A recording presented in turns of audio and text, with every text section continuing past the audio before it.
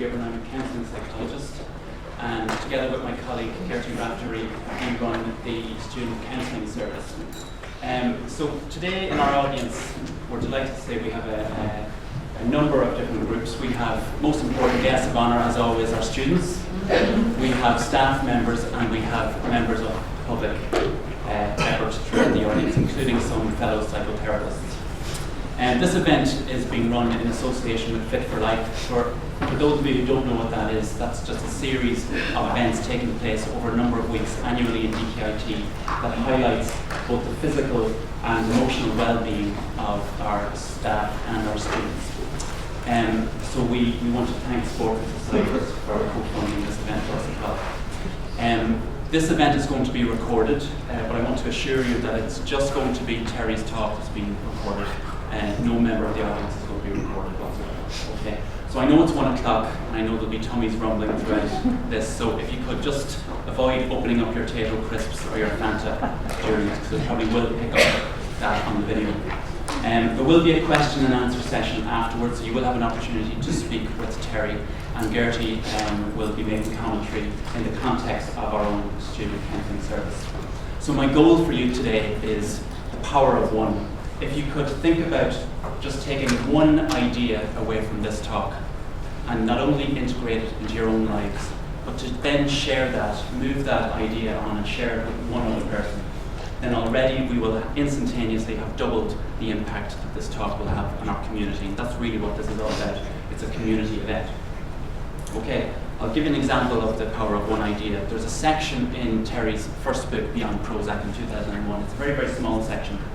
And it's called, "But Doctor, where does my depression go on Wednesdays?" Do you remember? Now, it's not about Wednesdays, it could be Friday or a Saturday.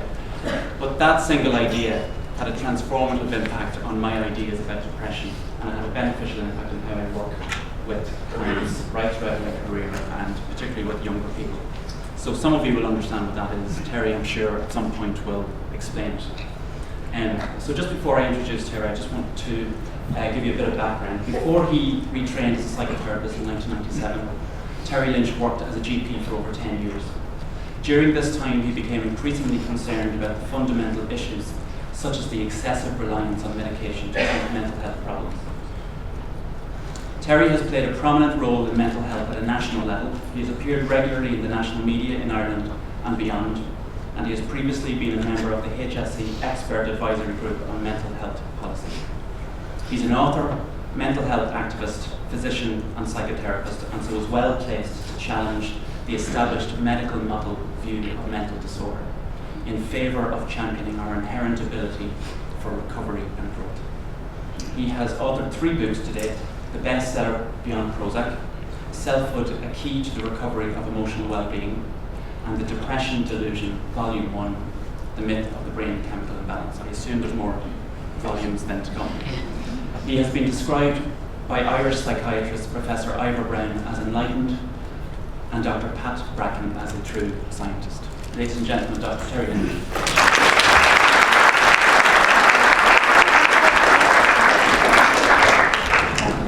Thanks very much, Francis, for that very nice introduction, and I'm very happy to be here today, and thank you very much to Francis and Gertie for inviting me up here, and thank you very much for coming and giving me a lunch hour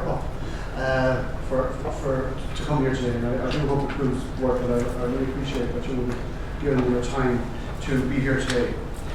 I'm delighted to be here. So I'll just get started and we'll see where we go.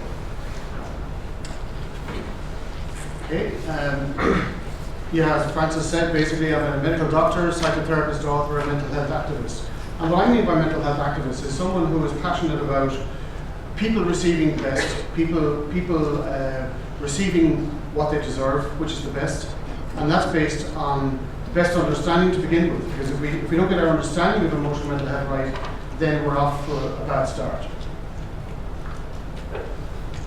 Francis actually said quite a lot of this, so I'll go through it quite quickly. Medical doctor, psychotherapist, author, mental health activist. Absolutely. I run what I might call a recovery-oriented mental health service in Limerick with my wife and psychotherapist Marianne Murphy. And more than 50% of the people who come to me from all over the country really have had a psychiatric diagnosis of some sort before they come to me. For 9 years I've been on national mental health groups. I was on the expert group on mental health policy. 2003-2006 we created a Vision for Change, which is now the national policy on mental health. That was then on the monitoring group for Vision for Change. That went on for another 3 years, from 2006 to 2009, to monitor the implementation of the Vision for Change. And then I was on the second monitoring group for the same purpose from 2009 to 2012. And as Francis said, I was on the HSE Expert Advisory Group on mental health. So I've had quite a lot of experience at a national level in mental health. I go through this very quickly. Francis has already talked about this. Beyond Prozac 2001, first written, Irish editions, English editions. It was a bestseller. To my absolute surprise, it reached number 3 in the non-fiction bestsellers list. I was just gobsmacked to see that happen. But I think people just identified with the content, big time. My second book, Self-Worth, Key to the Recovery of Emotional Wellbeing, Mental Health, and the Prevention of Mental Health Problems. And I published that myself in 2011. And I'll talk about that a little bit in a few minutes. But the reason I wrote and published that book was that I had noticed that what I would call a reduced sense of self is a recurring feature of everybody who walks in, I think, into a counselling service or a medical service. And I thought, well, look, I'll write about that because it's such a core theme in so many emotional and mental health issues. And my third book, Depression Delusion, The Myth of the Brain Chemical Imbalance. Why depression delusion? Well, I put it in there because, like the flat earth idea of the past, this idea of chemical imbalances and depression is widely accepted as a fact. And in fact, there isn't a shred of scientific evidence to back it up, not a shred. And so it is a delusion in that sense. I'm also questioning our whole concept of depression, and I'll come to that a little bit later on, how we see and interpret this thing we call depression. Again, I'll go through this very quickly because Francis again touched on this. But I'm unusual as a doctor in the sense that I don't set out to criticize what doctors do. I set out to speak about what's best.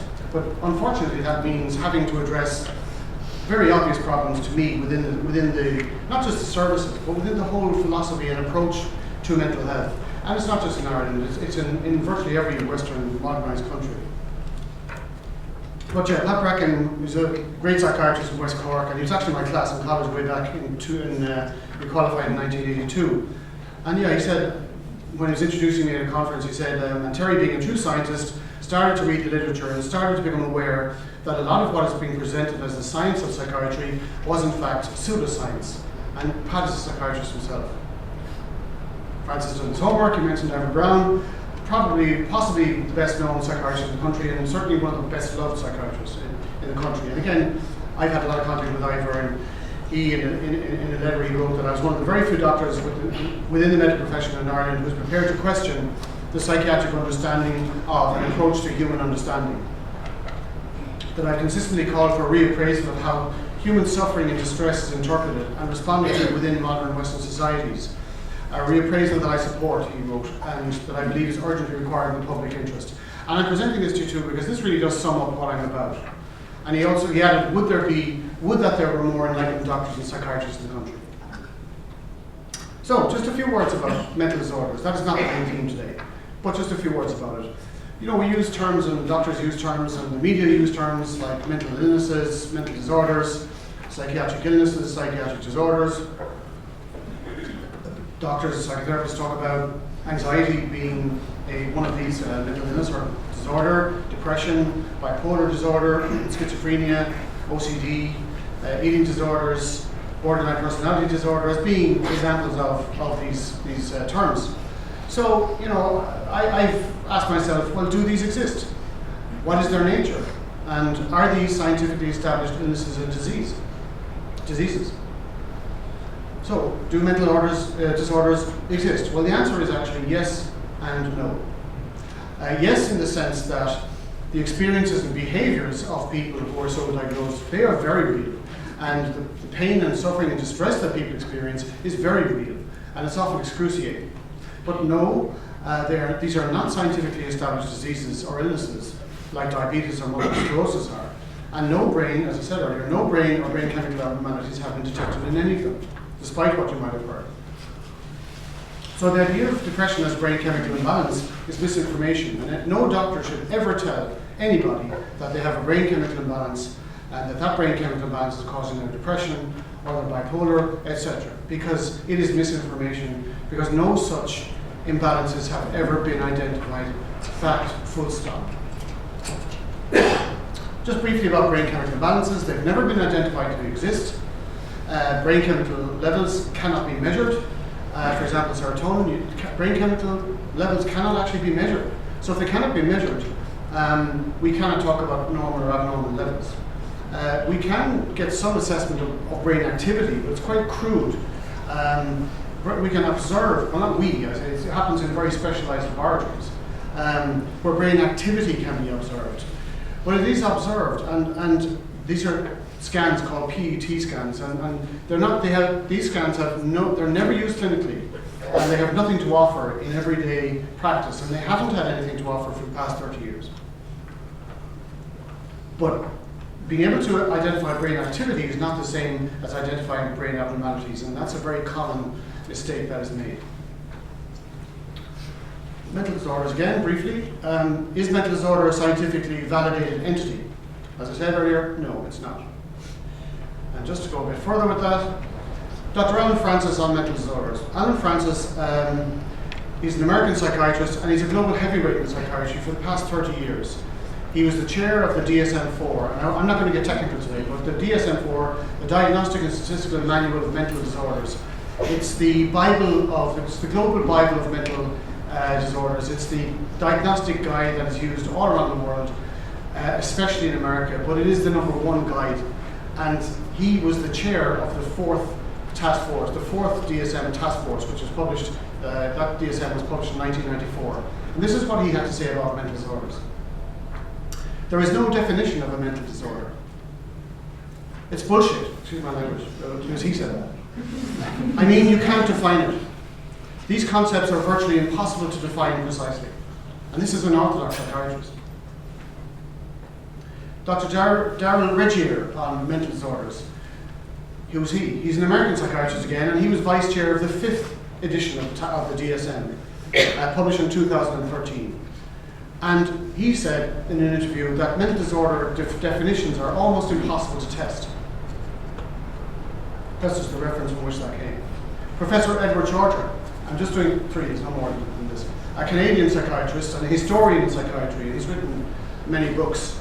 And this is from a lecture he gave last year to the Royal College of Psychiatrists, with an interesting title, The Fragility of Knowledge in Psychiatry. And remember, this is a psychiatrist, an orthodox psychiatrist. And in that talk, he said, so it's useful to recall that knowledge in psychiatry may be ephemeral, in other words, very short-lived. He said that today's wisdom may be seen as nonsense tomorrow. And that's happened several times within psychiatry, as he talked about in his presentation. So as I read that, the question that struck me was, well then, is it really knowledge? Can we call something that could be considered nonsense tomorrow? Is that knowledge, or is it opinion? And I think it's opinion. He also wrote about the DSM-3, which is one of the first DSMs, published in 1980, in which some of the definitions were concretized, like depression. That's where the current definitions of depression were solidified. And he said that the people who designed the DSM-3 were winging it. That was his opinion. And he's not the only one to share that opinion. And then he went on to talk about the 2013 DSM-5, and he said he was concerned about some of the labels and disorders that were, a lot of them that were mentioned in the DSM-5. And he wrote, can you read that? Well, I'll read it out loud anyway. This is what happens when you wing it. None of these constructs make any sense in historical terms or in scientific terms either. So I'm not alone to have concerns about this. There are many, many gaps in science within psychiatry, and it's really high time that the public learned about these gaps and I think became more involved. It's a collective, really. I think, a small number of people trying to create change, is not going to do it. Well, it's going to take a lot longer if the numbers stay small. There's much more I can say about this, and I've done so in my books and other talks. Really, I'm about the truth regarding the current approach to emotional mental health, and a new approach to emotional and mental health is urgently required, in which the emotional and psychological aspects of mental health receive the attention they merit, including some of the topics I will include in the range of this talk. So in the area of emotional mental health, I notice this all the time. I'm working 15 years now with people, all full-time people in distress. And there are some common themes that are always present to some degree, and they are wounding. We human beings get wounded a lot more than we might realize. And the whole idea of wounding is played down in our society. So wounding is an ever-present feature. Distress in its various forms is an ever-present feature, as are defense mechanisms. You know, us humans, we have such an ability, and we use our creativity to create defense mechanisms, intriguing and complex defense mechanisms. Sometimes we're so into our defense mechanisms that we don't see them as defense mechanisms. That's very common. But they all serve a purpose. Trauma, another key issue. Our definitions of trauma in society are way off track. And choices and choice making. We have to remember that human beings ultimately have the ability to make choices. Having said that, I've often observed that the previous ones I've mentioned here can seriously compromise a person's ability or confidence to make choices. But these are always present to some degree in people attending doctors and therapists with emotional mental health issues and distress. Chemical balances are never present, in that they're never identified to be present. So we really need to change the language here. I just have to say also that none of this talk should be taken as encouraging or advising anyone to stop taking or to not take medication such as antidepressants. Medication has a place, I've always said that. Some people find medication helpful, and coming off medication can be difficult. So this talk is for a wide audience. You know, it's for a population, if you like. This talk is not to be seen or taken as medical advice for any specific individual. Okay? So, becoming your best self. It's a big topic, and I'm certainly not going to be able to cover that in an hour, as I'm sure we can imagine. I cover a lot of it in my book, Selfhood, which is really like a workbook for recovery of one's sense of self. And feel free to subscribe to my website, there's the address, for updates in terms of courses and further books and stuff that I'm writing.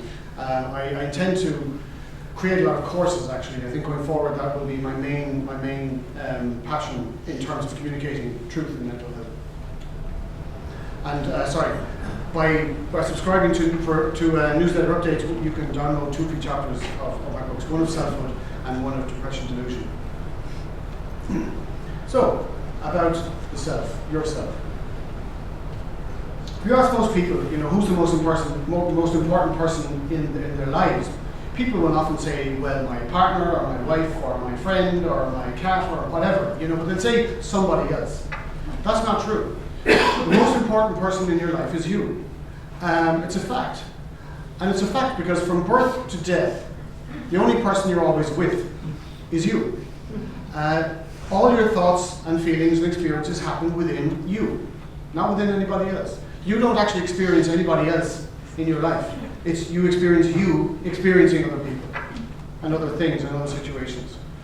So every individual is the center of their world. Right there in the middle of their world. You are the most important person in your world, and it's up to you to decide really whether you're going to be your best friend or your worst enemy. And quite often, we become our worst enemy. And the things I mentioned earlier can contribute to that. There's a definite association with woundedness and trauma and people becoming very critical of themselves.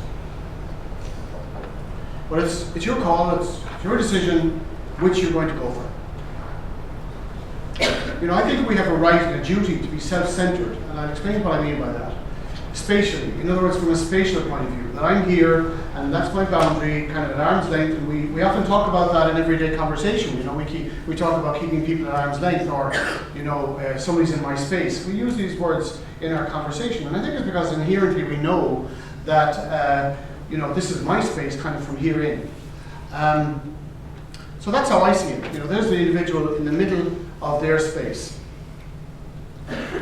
And if you doubt this, if you think, for example, this is selfish or wrong, then consider for a minute, what kind of pilot would you like if you were going somewhere on holidays? What kind of pilot would you like? Would you like a pilot who's all over the place, who is, you know, stressed and preoccupied with everybody else? Or would you like a pilot who is centered in themselves, grounded in themselves, poised and ready to fly that plane?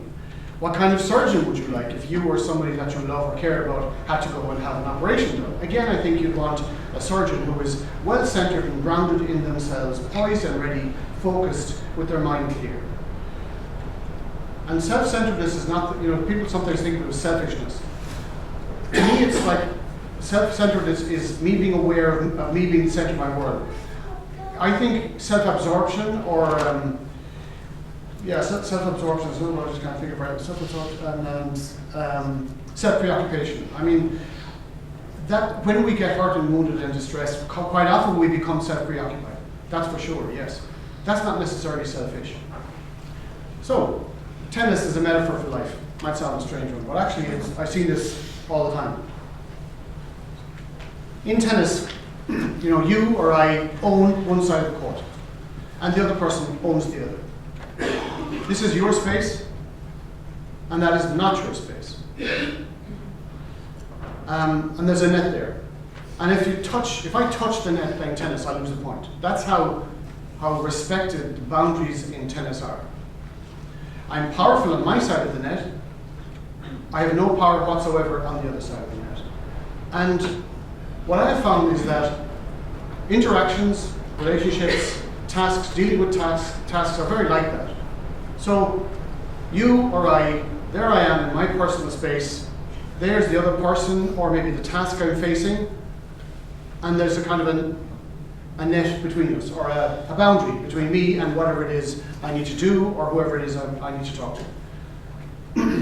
So you own this side of the court, and you're always powerful here. And we forget this sometimes. We lose sight of our power so easily. You are so powerful that you can give your power away if you choose to, but you don't have to choose to.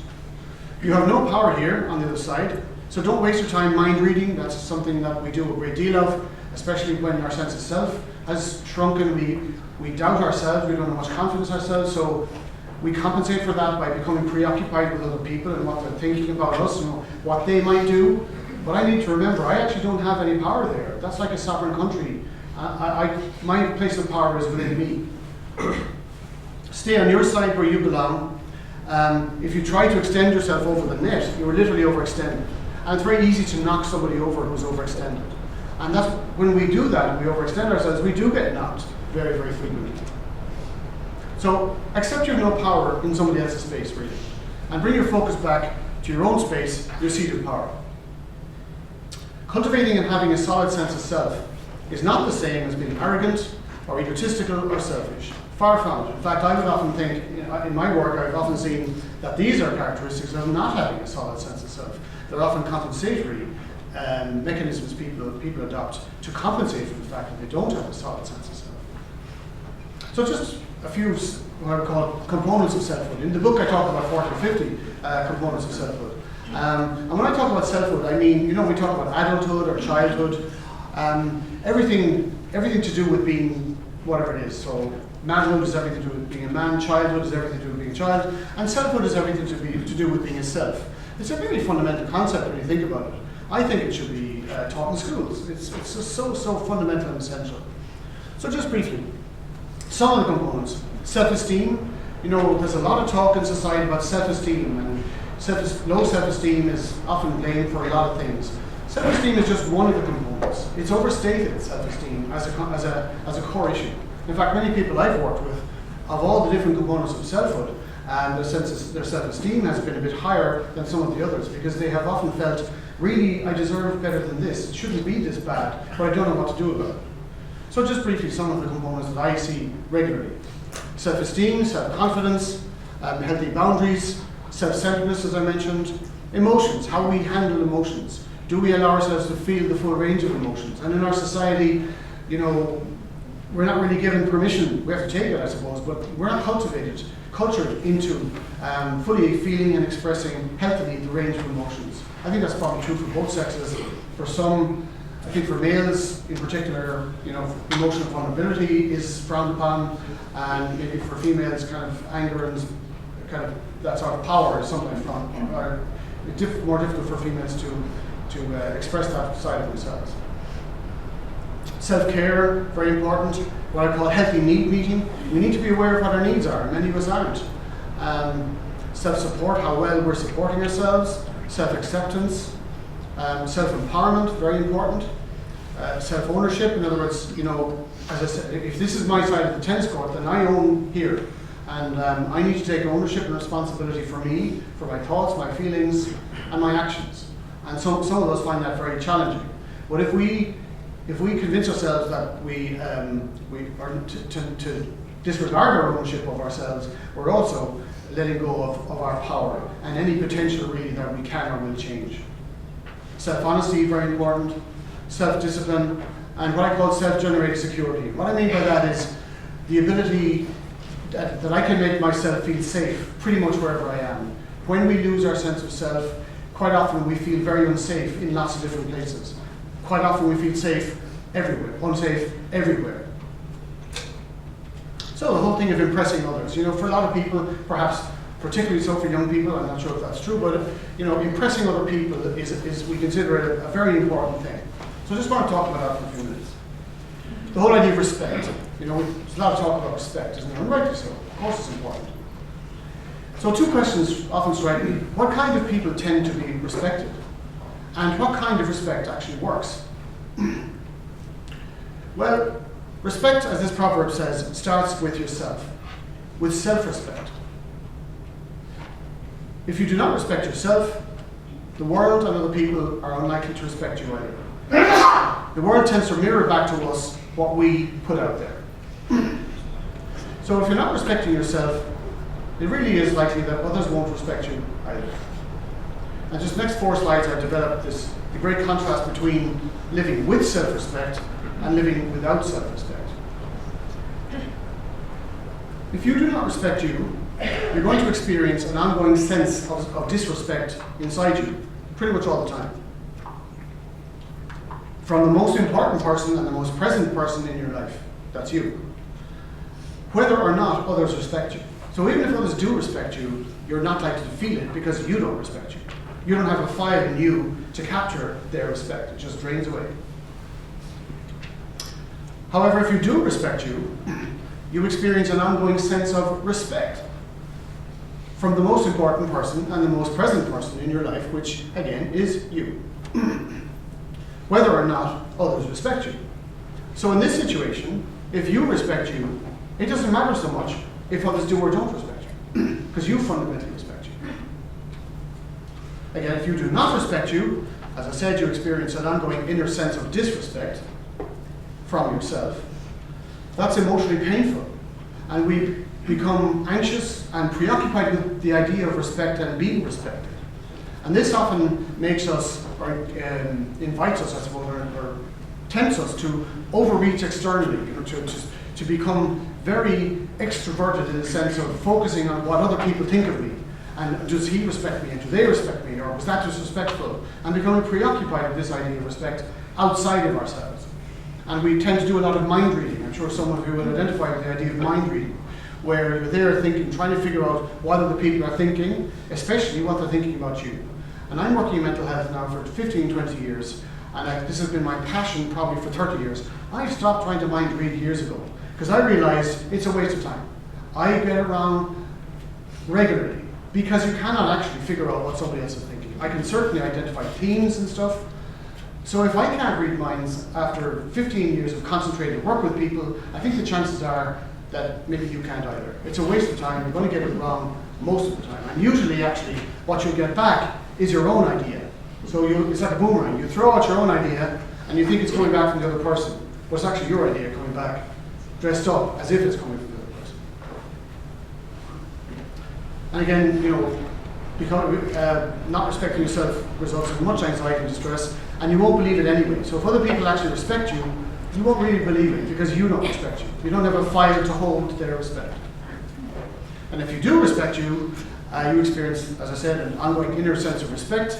So what you experience is emotionally peaceful. You don't become preoccupied with being respected because you respect you.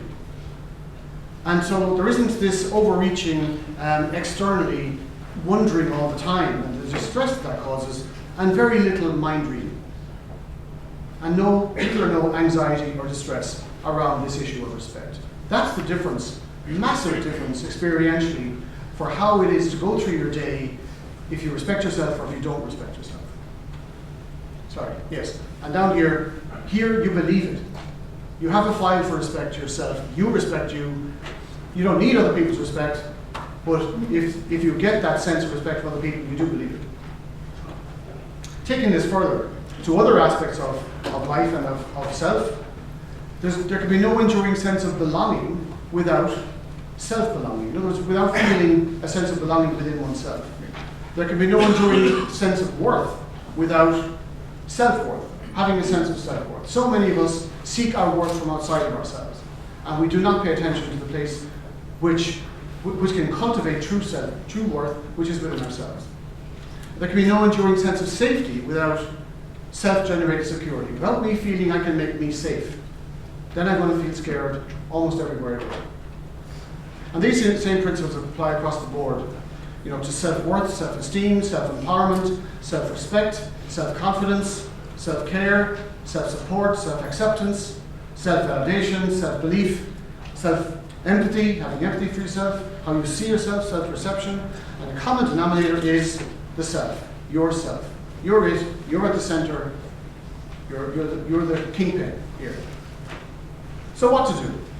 If a person has low sense of confidence, if you have low confidence, experience a lot of anxiety, fear, you're self-critical, easily hurt, a lot of self-doubt, and feeling powerless, and feeling like you're at the mercy of everyone and everything, etc. Well, what do you do? What can you do? I suppose that's the essence of my work every day, and that's the essence of the counselling work here too, I'm sure. And I suppose there's work to be done. I was playing around with these ideas over the last week. It's great fun. It was actually the first time I've done it, so it looks a bit clumsy. It's because it's the first time I've done this type of presentation. But it is fun. So, acceptance, key. Acceptance of your starting point is your starting point. That's your starting point, where you are now. Every journey starts from where you are, not from where you would like to be. I have to go back to 6 Mile Bridge later today. It's a 4-hour drive. There's no point in my saying to myself, geez, I wish I was going from Dublin. I'm in Dundalk. And the same applies to this. We must start from where we are.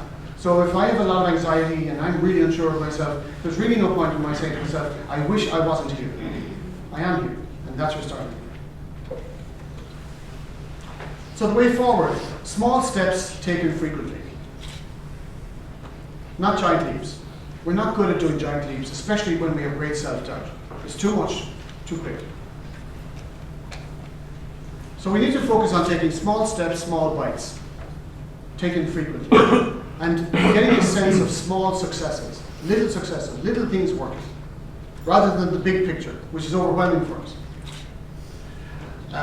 I recently had somebody into me who climbed part of Mount Everest, and he told me that the Sherpas who help people climb up Mount Everest routinely say to the people they're helping, don't look up. And what they're trying to say is, keep your focus where you are now on your next step. Because if people look up and they see this enormous thing that they're facing, it could be overwhelming. That is great advice, and it's great advice for life in general. Of course, we need a sense of the overall picture, but we achieve it through the small steps. Let the right people support you. That's very important. People who can really be there for you. Keep it real in the here and now. Keep your focus and your attention real and in the now. Futurizing is fantasizing. And what I mean by that is, many of us get caught up with tomorrow, with the assignment that has to be in next week. Oh my God, we get preoccupied with it. Well, that's fantasy. Because if anything that is based on tomorrow, or if we come to believe something about tomorrow or next week, is future, and it's fantasy. Another word for that is disasterizing. Things often don't turn out the way we think they will, and I'll come to that in a second. 80 to 90% of what we worry about does not happen. And what does happen often happens unexpectedly. We didn't anticipate. Despite all our anticipating, quite often we don't anticipate what actually happens. And we can't stop sometimes what does happen to us in our lives, but there's always something we can do. Because you're always on your side of the tennis court, in a powerful place in your space. Worry leads to overwhelm, which causes intense anxiety and makes us feel paralyzed, and we tend to become inactive when we're really worried. We tend to stop doing what it is we need to be doing. And all of these result in as little or no work done. And that's the key thing. That compounds the whole situation. Things like what if, ideas that we think of a lot really. What if only, I hope that, I wish that. These are very powerless statements. And they're really not the way to go. It's the wrong way to go about things. They're future-based. The first two are future-based fantasy. And the second two are just giving the power away. Because there you are on your side of the tennis court, focusing completely on whatever the other guy's doing on the other side of the tennis court. Can't work. You are powerful always. You are a choice maker always. Your mind is powerful always. But we can lose sight of these realities, especially when we've experienced a lot of hurt and wounding and disappointments in our lives. That's very understandable. My granny used to say, look after the pennies and the pounds will look after themselves. There's a lot of truth in that. And if you apply that idea to life, look after the process. Pay attention to the process, to what it is you're actually trying to do. And the outcomes will look after themselves. I've experienced that so much in my own life, and it's really a principle in philosophy, in psychology. Stick with the process, and the outcome will generally look after itself. Do the next right thing, and the outcome will look after itself. Many of us get caught up in the idea of decisions, making the right decision. I'm sure some of you can identify with that. And sometimes we get so worked up about the next decision, the right decision, that we make no decision. And we've all this energy and anxiety building up and building up and building up and building up, overwhelming us. But meanwhile, we're scared to risk putting pen to paper and writing that first paragraph, or getting some energy moving. So rather than do that, rather than I think I come to that in a second. Rather than focus on getting things perfect, just get something done. I think the Americans call it get shit done. Just get something done and work from there. I found over the years that we need to be a bit careful what we believe. There's this idea, this is very true, that what we see we believe. I mean, that's very natural, isn't it? That we believe what we see. But actually the opposite is also true. What we believe we tend to see. And I'll explain what I mean in a second. And indeed what we believe may materialize quite often. Not out of fate, not because we're powerless, but because our choices and actions or inactions based on what we believe make that outcome happen. What we believe, our perception of ourselves, for example, and how we feel about ourselves and how we see things and how we see the world, these are lenses through which we see the world. And quite often, these become self-fulfilling prophecies. I'll give some examples in a second. So if I'm wearing red lenses, this sounds so basic, but it's amazing how many people fall into this trap. If I'm wearing red lenses, naturally the world's going to be red. If I'm wearing blue lenses, naturally the world's going to wear blue. But we know we're wearing these lenses at least. So we know the world isn't actually blue or red. But there are lenses that we do not see. And these lenses are much, much more important. And we do not realize we are wearing them. And they greatly affect what we see, what we experience and do. And therefore they hugely affect the outcomes that we have in our lives. And these lenses are the lenses of our fears, our hurts, our unfinished emotional business, the level of selfhood that we have, the degree of woundedness we've experienced, past experiences, our perception of ourselves, how we are about success and how we feel, do I feel I can or do I feel I can't?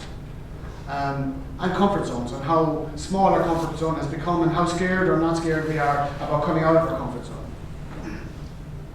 And these lenses affect outcomes. I just want to give a few examples of this. Say my fundamental belief is I can't.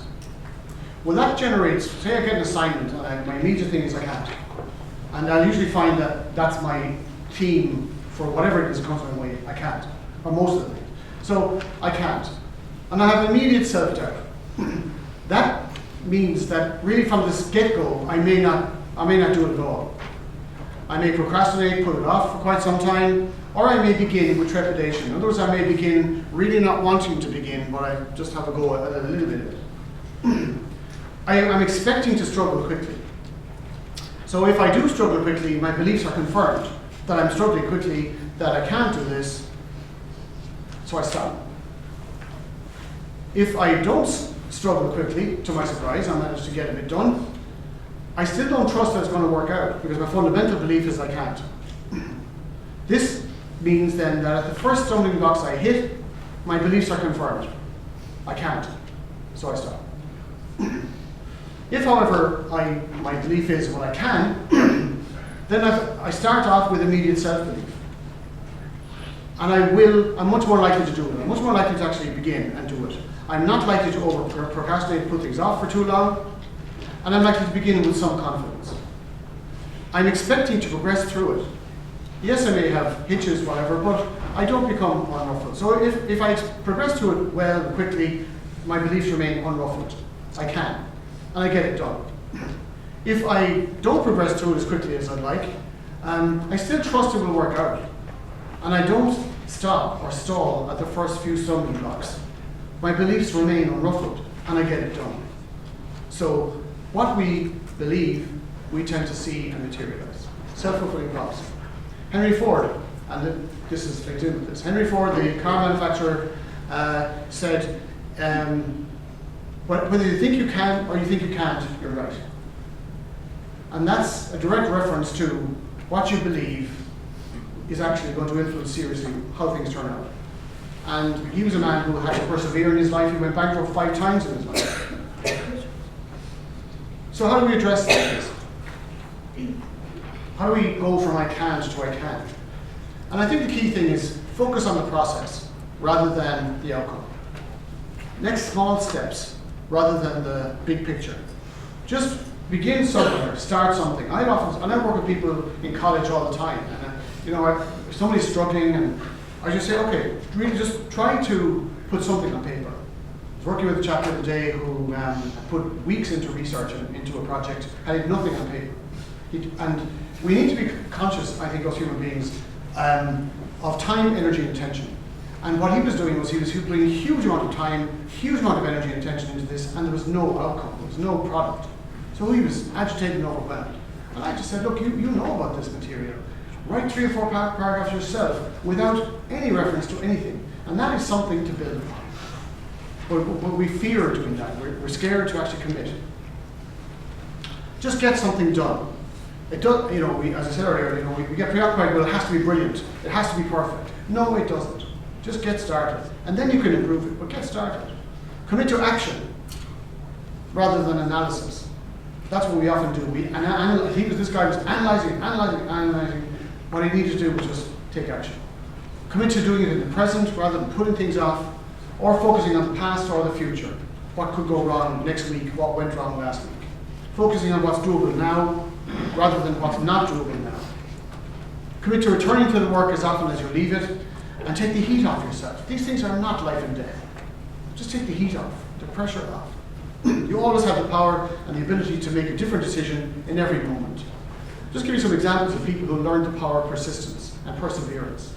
Most people get knocked, most people get criticized, and it's really a matter of what we decide to do about it.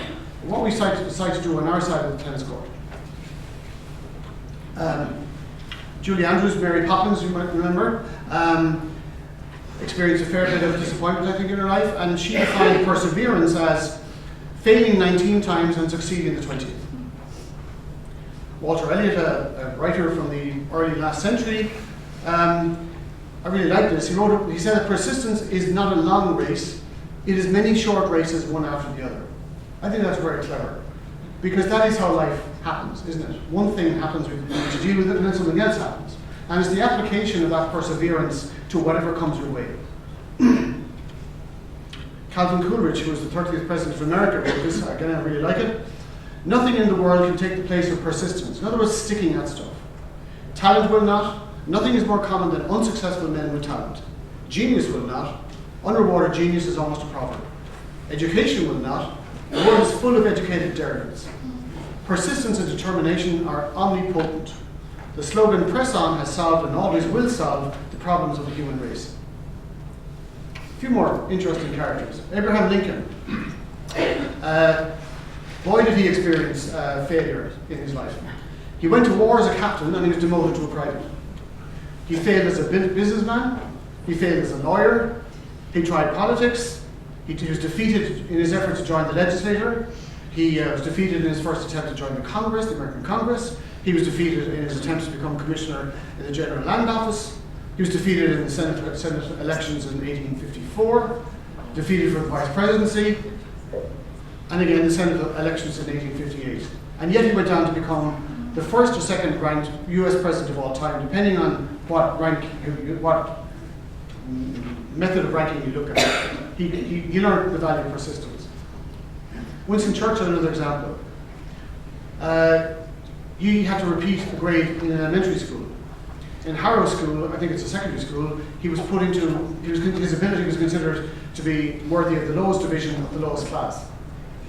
He failed his entrance exam to the Royal Military Academy twice.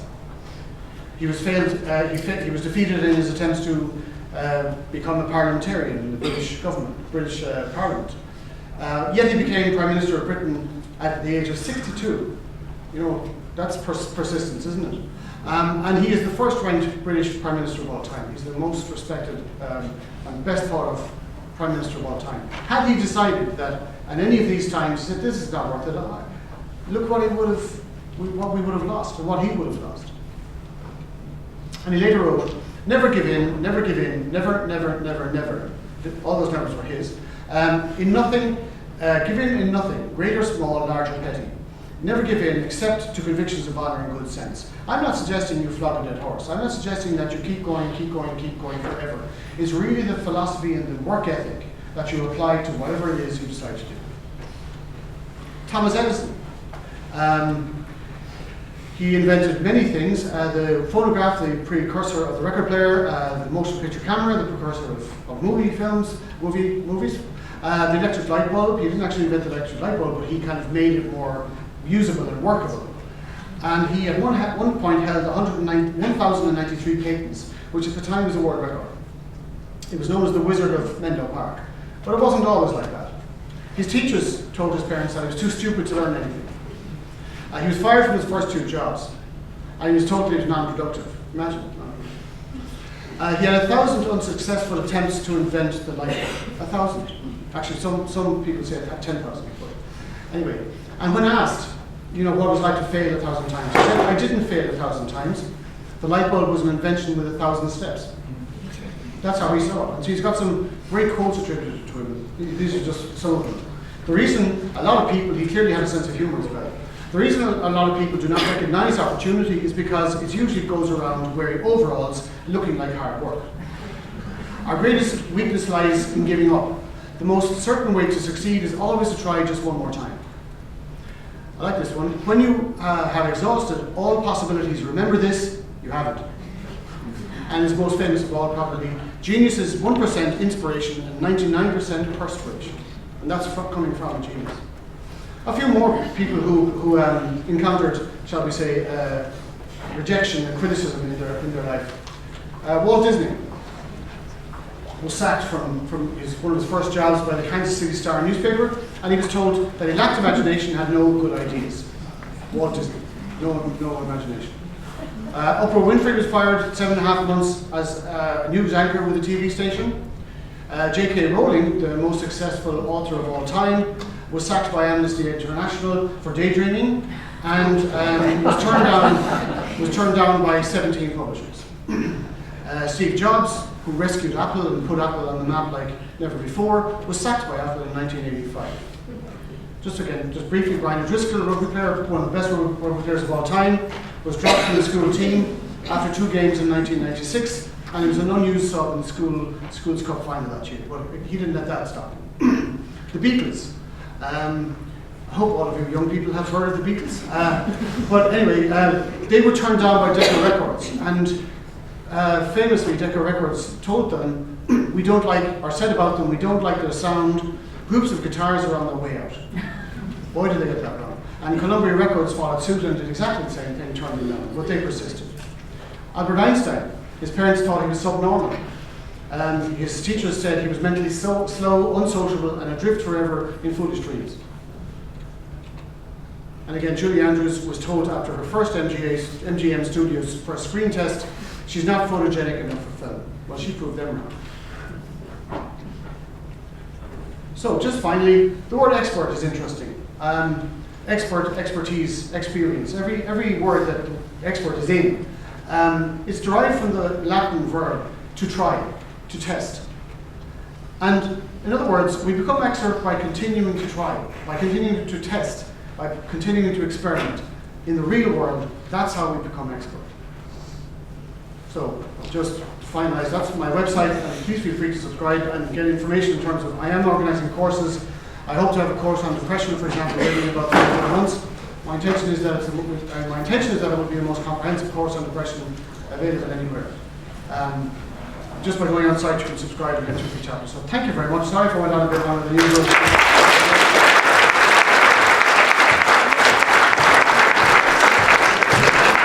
I just say, I'm not in a hurry. I know some of you guys are, so we can talk longer if you want to. So leave you up to you. Thanks very much, Terry. Really experienced this different view. I mean, this is, I suppose, nothing new to us. This is what we see every day, is people's ability to change and to change themselves completely. And that's what makes this work so wonderful and so worthwhile, is that we know that you can, even when you can't or think you can't, okay? And that's what we work at in counselling. I would just like to add maybe one other part to the self thing is about self-compassion. And this is something that I've come to believe in very much, is that most people have no compassion for themselves. They come in telling you they can't, they're awful, they're this, they're that, they're crap at that, they're crap. And Christine Neff, one of the people who has worked an awful lot on this, says that we say the kind of things to ourselves that we wouldn't say to anyone else, not even our worst enemy. And any time I've said that to a client, they go, yeah. So just watch what you're saying to yourself. You are perpetuating what Terry is talking about, this negative view of yourself. It's what you're saying to yourself. It's not what anybody else is saying. People aren't that interested in anybody else, believe it or not. You need to be the centre of you, exactly as Terry said. So I hope all of you know about the Student Counselling Service, that we're here. We do not diagnose, we do not give you labels, we do not tell you what you're suffering from. We try and help you to be the best you can be, to become your best self. So I hope, and I'm sure he's inspired lots of questions. We have time for questions if you want to ask Terry anything. We don't have a microphone, so if you just shout up and we can repeat it so that everyone can hear. Could I just say something based on what you just said, actually, briefly? That thing about, you know, where we can be so critical of ourselves and so compassionate towards others. And I put a lot of thought into this. How can we make sense of that? And one theme I regularly see, you know, that doesn't make sense. Why would I feel so compassionate towards somebody else but treat myself like just such a terrible person? And one of the things I've come to realize that a lot of us do is that that's actually a defense mechanism.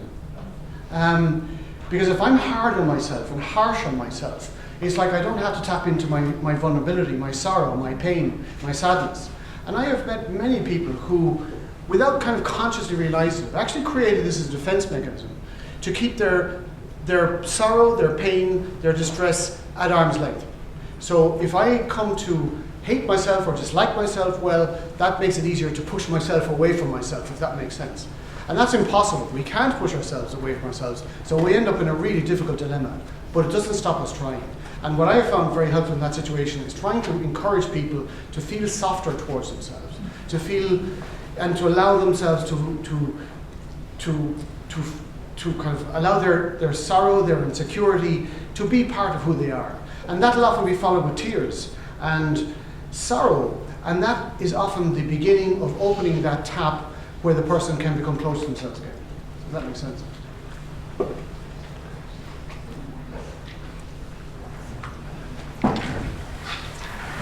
Any questions?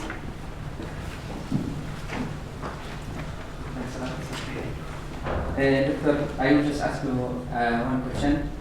Would you please summarize some habits and attitudes that we are doing in our daily life can improve our mental health?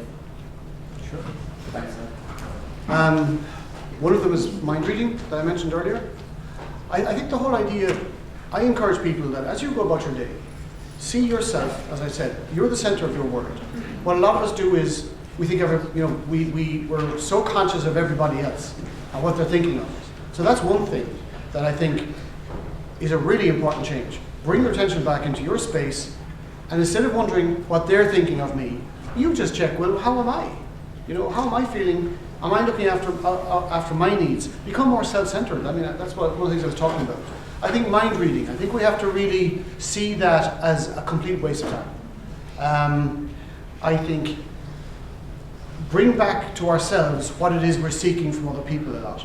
Respect, approval, validation, popularity, etc. Now, naturally, we want to be popular. That's very understandable. But like I said, if I'm not validating me, if I'm not supporting me, then I'm not going to feel supported wherever I am, or not for long. That sense of support will disappear very quickly. I spoke about, you know, perseverance, sticking at stuff. If you've got stuff to do, do it. The more we put things off, that's going to generate anxiety, there's going to be a build-up of work, we get overwhelmed. So it's really like, address what's in front of you. I would also say in terms of emotions, we need to, I think as a society, accept that all our emotions make sense. That all of our emotions have a place. So that I think is very important, to just give myself permission to feel the range of emotions. Sometimes I will feel angry, sometimes I will feel sad. But if I'm feeling angry all the time, or an awful lot of the time, and I'm not feeling sadness very much, I need to look at, you know, that's not a balanced experience of emotions. So self-reflection, getting to know myself better, know how I operate in the world, in a completely non-critical way. To learn about myself. I am the vehicle in which I live. And the more I get to know me, the more I can work towards becoming happier and living an effective life. I suppose one to add for students as well is self-care. Yes. You know, that's one we talk about all the time. Looking after your sleep, eating well, having fun, laughing, rest. And the students we end up seeing in trouble are usually ones who are out of balance with that. The self-care has gone. It's just study, work. And they're the ones who often end up with this. So it's about looking after yourself and making sure there are times that you can rest. And having, as you said, the good people in your life, the really supportive people. There's a piece of research done a few years ago that the protective factor, the main protective factor for young people is having one good adult in their life, whoever that is. One good adult, whether it's a parent, a brother, a sister, a teacher, a lecturer. Yeah. So they're all parts of it. Any other questions? Because I know people are rushing off to lectures now. Can I just say, I think a good question to keep in mind, whatever we're doing, is just gently to ask ourselves, who am I doing this for? Am I doing this for me, or am I doing it to impress somebody else? And if I'm doing it to impress somebody else, I really need to ask myself, do I really need to do this? Sorry, yourself. Dr. Sir, thank you so much for the presentation. Coming from America myself, the Prozac capital of the world, I totally am on board with everything you're saying, totally believe it. My question to you is, I'm on board and understand everything that you're saying for a personal point of view. Does your books, or do you have any information that then talks about marriage and talks about, okay, I got the point of doing it for yourself and everything like that, but then when you bring another person into that, how then the two becomes one? How do you balance that when one person got it but the other person doesn't? To a degree, yes. To a degree. I mean, I think, like I said, I think the most important relationship in your life is you, and that's how you are is going to affect everything. If I work on my communication, for example, then I'm going to communicate better in a relationship. But I mean, it is true. If two people are not singing off relatively same hymn sheets, there can be issues and problems. But I think that, you know, the principles, the self-principles I'm talking about, they can impact very positively because they will improve relationships. If I change how I communicate, for example, and I begin to communicate more clearly, then my partner is going to understand me more clearly. So it's very applicable to relationships. And I often say it's win-win, you know, that if a person really focuses on cultivating their sense of self properly, everybody wins. In fact, well, one group loses, and that's the drug companies, because they sell less medication, to be honest. But everybody benefits. Because, you know, I'm talking about things like, as I said, communicating more carefully, more clearly. If I'm looking after myself better, I become more aware of self-care. I'll be more present for my partner. If I'm communicating more clearly, I will be, I suppose, a model for good communication. And I think modeling is very important. I think other people, you know, we can suggest to people they do things differently or hope they will. But I think if we model something, whether it's for our children or our partners, I think they're more likely to see it as believable and take it on board, if that makes sense. A very good book on that is Harvard Hendricks. I don't know if you've come across it, called Getting the Love You Want for couples, and it's very much around the whole thing of selfhood and how it contributes to couples getting on better. Anyone else? Yes. One question I had is, you talked about the fact that there's no way of diagnosing a lot of these illnesses. There's no imagery and there's no scientific way of doing that. So can you hear me? How would you describe to someone if someone says, well, I would like to have good mental health? People talk about bad mental health. How do you describe it? There doesn't seem to be much language actually there to describe good mental health, but I wonder how you would describe it in a very short sentence. Sure. That's very true, and I think that's something I saw many years ago within the medical profession. There's a lot of talk about bad mental health, but very little about what mental health constitutes really. So, I mean, I haven't got a precise definition for you, but it would be things like cultivating a solid, strong sense of self, ensuring that I'm aware of what my needs are and how to go about having them met. Now, none of us are going to get 100% of our needs met. I think, to come at it another way, how would we define happiness?